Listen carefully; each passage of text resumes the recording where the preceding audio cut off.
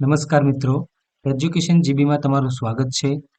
જો તમને મારો આજનો આ વિડીયો ગમે તો વિડીયોને લાઇક કરજો, શેર કરજો અને ચેનલને સબસ્ક્રાઇબ કરજો, જેથી આવનારા નવા વિડીયોનું નોટિફિકેશન તમને મળતું રહે.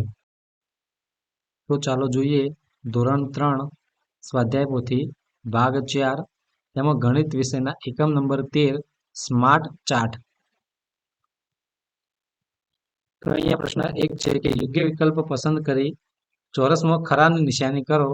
તો અહીંયા જે કોષ્ટક આપ્યું છે એના આધારે નીચેના પ્રશ્નોના આપણે જવાબ આપવાના છે.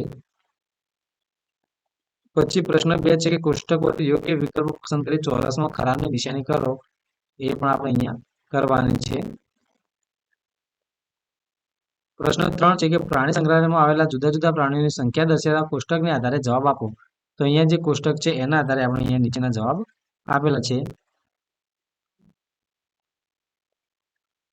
પ્રશ્ન 4 કોઈ એક શાળાના ધોરણ 1 થી 5 ની સંખ્યા દર્શાવતા કોષ્ટકને આધારે પ્રશ્નોના જવાબ આપો.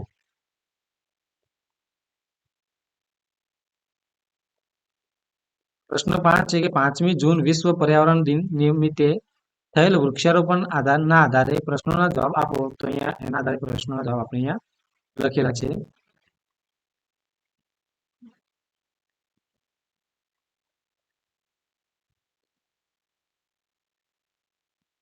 માહિતી પરથી ચિત્રાલેખ એટલે કે ચાર્ટ પૂર્ણ કરો. તો આપણે અહીંયા ચાર્ટ પૂર્ણ કરીશું.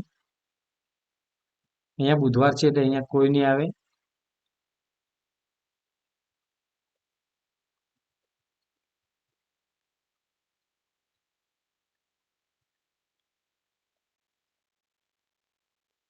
હવે એક શાળાની ધોરણ 1 થી 5 ની હાજરી આપેલ છે, તેના આધારે પ્રશ્નનો જવાબ આપો. તો એ પ્રશ્નનો જવાબ પણ આપણે અહીંયા નીચે આપેલા છે.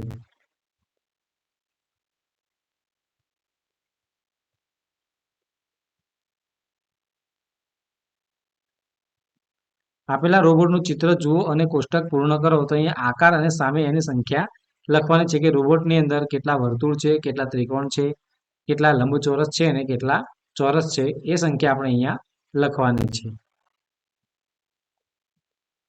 હવે એક અઠવાડિયામાં પુસ્તકાલયની મુલાકાત લેનાર વ્યક્તિની સંખ્યા દર્શાવતા કોષ્ટકને આધારે નીચેના પ્રશ્નોના જવાબ આપો.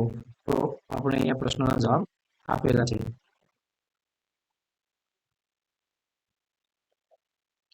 કોષ્ટક પરથી ચિત્રાલેખ પૂર્ણ કરો. તો એ કોષ્ટક પરથી આપણે આ રીતનું ચિત્રાલેખ પૂરો કરવાનો છે.